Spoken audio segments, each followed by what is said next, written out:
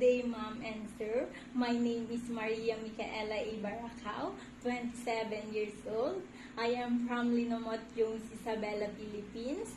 I am single, but I'm living with my partner and we have one son, 2 years old.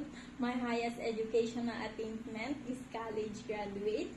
We are 3 siblings in the family and I am the youngest. I work as housemaid here in the Philippines for 3 years, from January 5, 2019 to January 10, 2022. I serve 1 couple and 2 children, 3 and 12 years old. My duties are taking care of the children, cooking, cleaning, doing laundry, wash the dishes, marketing, and tutoring.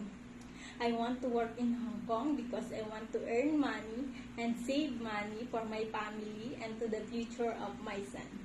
I am willing to take good care of a newborn baby. I can sing nursery song like Twinkle Twinkle Little Star. Mom, Sir, please choose me as your helper because I'm hardworking, dedicated, obedient, and honest. I promise to be a good housemaid and I promise to prioritize my job and stay with you as long as you need me.